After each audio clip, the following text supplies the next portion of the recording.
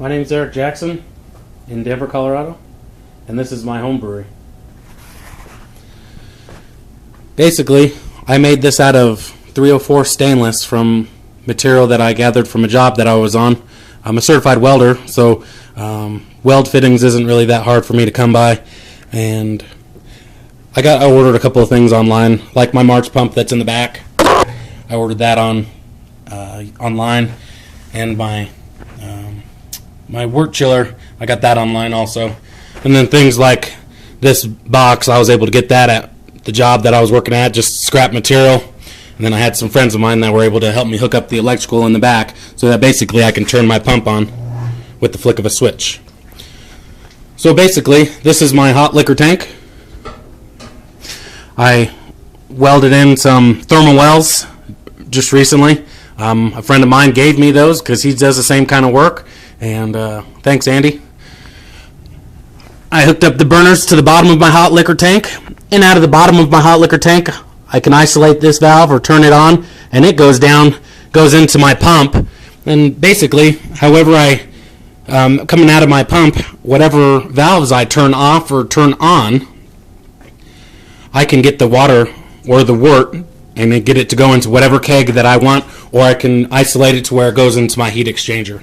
So long story short, it goes from my hot liquor tank down through into my pump, up and into my mash tun, which I've got a thermometer on it also, which is cold here in Denver right now, 30 degrees. I've got a false bottom that I made. I just basically bolted that into the bottom of my keg and bolted it down so that I didn't get any kind of grain that come through the side of my false bottom. I was having problems with that, so that's why it's bolted. That works great, by the way, bolting it down, because I know whenever I was using my plastic mash tun, sometimes that would happen also. So this was the old mash tun that I used, and now I've got the stainless steel one.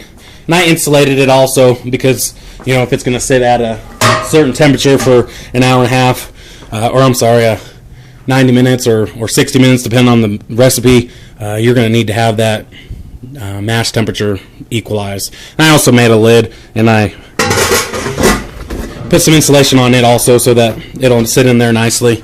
After it's done mashing, then I make sure that all I got to do is open up this valve, turn the pump on. Before I turn the pump on, I make sure every valve that I need on and which one's off, I got to make sure I do that.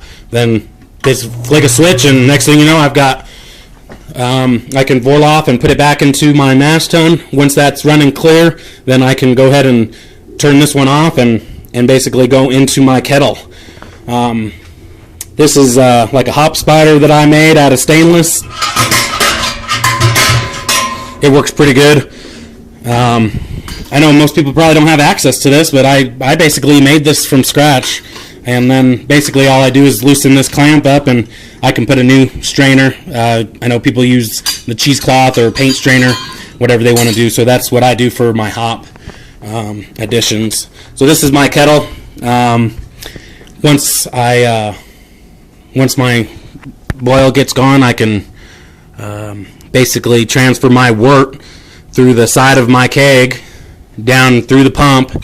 Make sure I isolate it so that it goes to the heat exchanger, and I just got a hose. Cold water from the street does the trick. And from what I've done so far with a 5-gallon batch or 10-gallon batch, basically however long it takes for it to pump through that wort chiller, it goes from boiling to 70 degrees.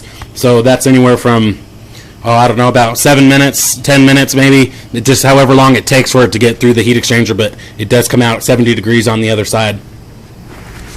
So I figured I would maybe use this opportunity just to show you kind of what I've got going on. I've got a Sam Adams lager that's lagering in here, and this is a beer that's a Vienna style lager.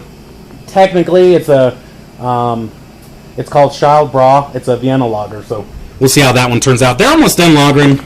I've got the thermostat set at 35, so I probably don't really need to be refrigerated, but at least it keeps it a constant temperature. And this is my kegerator. Go inside, please. My kegerator. I've got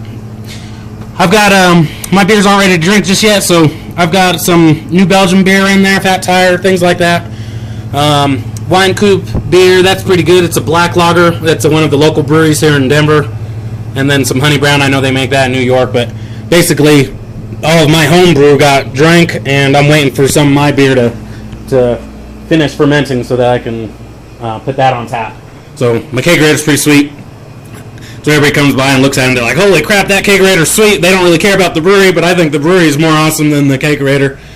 But that's pretty much my setup. I'm going to make a brew today. I'm going to make a, let's see here, it's called Adventist Wheat Doppelbock. And it's basically just a German wheat beer. And it uses ale yeast, German Y yeast 33 German wheat yeast. So I haven't used that. I made a starter for it, and that's in my fridge, which I need to take out. But that's my first video, and I don't know, let me know if you guys like it, or you guys can share this video, and hopefully I'll make some more in the future. See ya.